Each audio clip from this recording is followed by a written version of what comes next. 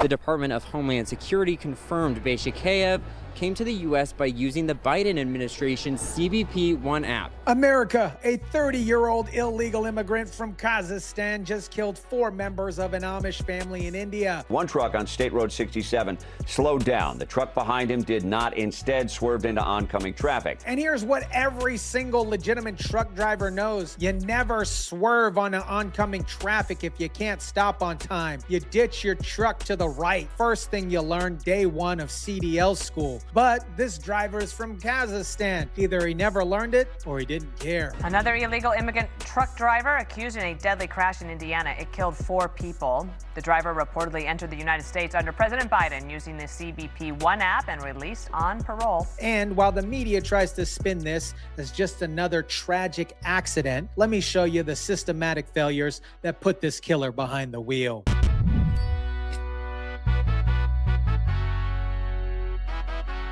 What is up, guys? Tyson DeLaCruz here. Thank you so much for rocking with me. Unfortunately, this is super tragic. 4 innocent Amish people are dead because Biden's open border policy and Pennsylvania's sanctuary state corruption created a pipeline from Kazakhstan to American highways. Let me explain what happened on State Road 67 in Jay County, Indiana, because the way this crash occurred tells you everything you need to know about this driver's training or lack thereof. Tuesday afternoon around 4 p.m., a semi-truck was traveling eastbound on State Road 67. Traffic ahead started slowing down. The truck in front of this driver slowed down, and instead of doing what every trained truck driver would do, brake hard, ditch to the right if necessary, this driver made a dumb decision. He made the dumbest decision you can make behind the wheel of a big rig. He swerved into the westbound lane and hit a van head-on. 4 people died instantly. The driver of the van is in critical condition, fighting for his life. And the semi-driver, he walked away without any serious injuries because physics don't care about justice. 80,000 pounds always wins against the passenger van. The Jay County Coroner's Office has identified the victims of the crash as Henry Eicher,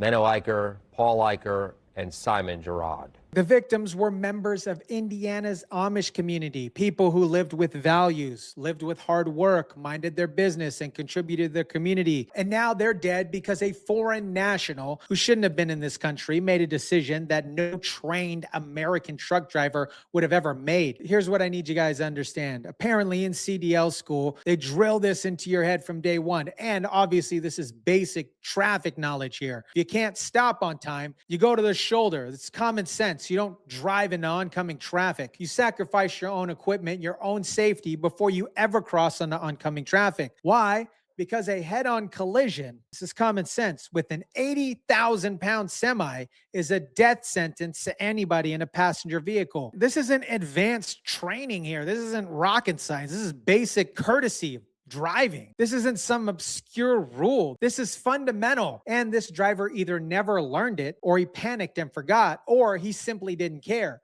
Either way, 4 people are dead. Now, let me show you exactly how this killer got into the United States and behind a wheel of a commercial truck, because this is a systematic failure at every level of government. Bekzhan Beishekeev, I believe that's how you pronounce it, is the driver's name, a 30-year-old from Kazakhstan, former Soviet Republic of Central Asia bordering China. In 2023, just 14 months ago, he used Biden's CBP One app to enter the United States. The CB One app is Biden's legal pathway for migrants to schedule appointments at the border. You download the app on your phone, schedule an appointment, show up at the border, and you get paroled into the country. No visa, no background checks, just an app and a promise to show up to court date that might be years down the road. That app has since transitioned to the CB Home app. That 30-year-old driver, that migrant, is now in ICE custody, and the White House is saying that this all should have been avoided. They are pointing the finger at Biden-era border policies, also the state of Pennsylvania for issuing that driver a commercial driver's license. Biden's DHS designed the CBP One app. The sanctuary states like Pennsylvania chose to give CDLs to people who entered illegally. This isn't a failure. This is a system working exactly as it was designed under the Biden administration. Biden wanted more migrants into the country, so he created an app and let them schedule appointments and get paroled in. Pennsylvania wanted a virtue signal about welcoming immigrants, so they gave CDLs to anyone with the pulse, regardless of legal status. And now 4 Amish people are dead. There are similar ones that are happening across the country. Deadly truck accidents involving illegal immigrant drivers have popped up in Florida, California, and Oregon, among other states. This is a pattern, and every single one of these crashes has the same elements. Illegal immigrant enters under Biden's policies. Sanctuary states give them CDL. American citizens die. Now let me explain Pennsylvania's role in this particular disaster, because Governor Josh Shapiro is trying to deflect the blame while the state literally handed this killer the keys to an 80,000-pound weapon. Beishekeev was issued a commercial driver's license by the state of Pennsylvania, not a regular driver's license, a CDL that allows you to operate commercial vehicles across state lines. And Pennsylvania gave it to him absolutely knowing that he entered the country illegally via the CBP-1 app. DHS turned the criticism in the Indiana case to Pennsylvania Governor Josh Shapiro because Beishekeev got a CDL in the Keystone State.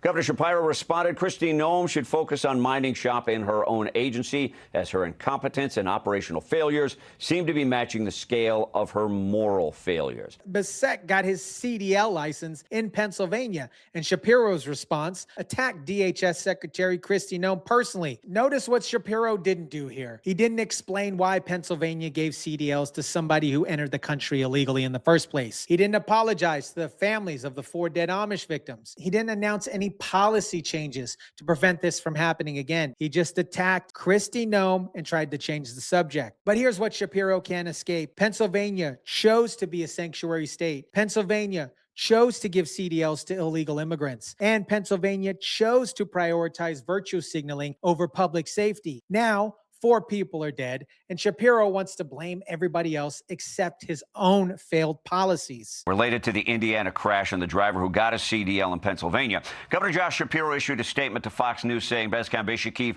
had legal status when he got his license and is still legal on the database. Quote, Shapiro now claims Beishekeev had legal status when he got his license and still legal in the database. But parole, my friends, is not a legal status. Being paroled in this country via the CBP-1 app doesn't make you a legal resident. It means you're temporarily allowed to stay here while you're waiting for an immigration hearing that could possibly be years away. And during that time, Pennsylvania gave him a CDL with 0 verification of his training, background, or ability of safety operations of a commercial vehicle. Now let me introduce you to somebody who understands this disaster better than everybody else. Marcus Coleman's daughter, Delilah, she suffered a traumatic brain injury after their car was hit by a truck that had a migrant behind the wheel. She was hit by a truck driven by an illegal immigrant from India who entered the United States illegally and got a commercial driver's license while he was still a teenager. He believes, Marcus does, that this system is failing and it cost his daughter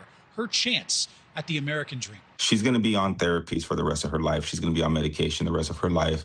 And we've pretty much come to the terms that she's not going to be self-sufficient. She's going to basically have to have a guardian and pretty much a chaperone and caretaker with her pretty much everywhere she goes. A 5-year-old girl will spend the rest of her life needing constant care because an illegal immigrant teenager got a CDL and crashed into their family's vehicle. You know, we get all these people that are out there with these banners and these jumping in front of traffic and trying to wrestle people because, you know, the illegal immigrants, they want to sit there and fight for them. Everybody's worried about saving the immigrants and working for the immigrants and trying to protect the immigrants. Who's protecting us? That's the question. Who's protecting American citizens? Who's protecting Amish families driving down Indiana roads? Who's protecting 5-year-old girls in their parents' car? Because it's sure as hell not Josh Shapiro. I'm sure it wasn't Joe Biden. And I'm sure it's not the sanctuary policies and politicians that keep giving CDLs to people who shouldn't be in this country. Now, let me show you what happens when somebody in power actually decides to do something about this disaster.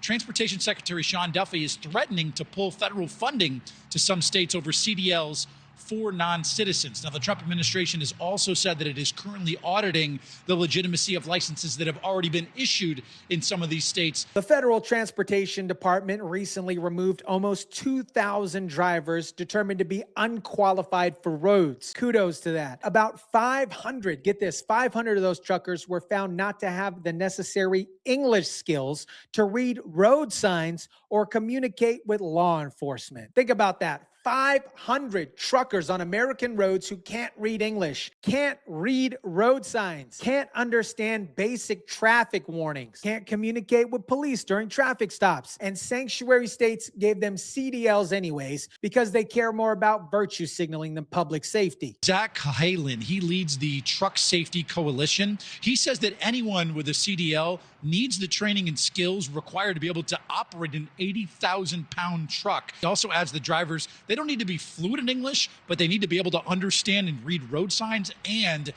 to be able to communicate with police as well, Ken. That's not asking that much. That is the bare minimum, the bottom bar for operating an 80,000-pound vehicle on public roads. But sanctuary states like Pennsylvania care more about bare bottom of the rung minimums. They care about processing as many CDL applications as possible to show how welcoming they are to immigrants. And when American citizens die as a result, they blame everybody else except themselves. America, 4 members of an Amish family are dead because of a 30-year-old illegal immigrant from Kyrgyzstan using Biden's CBP-1 app to enter the country, got paroled with zero vetting, and Pennsylvania gave him a commercial license to operate an 80,000-pound weapon on American roads. This is the same pattern. Illegal immigrants entered under Biden's policies. Sanctuary states give them CDLs, and American citizens die. Marcus Coleman's 5-year-old daughter will never be self-sufficient because an illegal immigrant teenager crashed into their family vehicle. The Trump administration is fighting back, removing 2,000 unqualified drivers, auditing existing licenses, threatening to cut federal funding from sanctuary states, but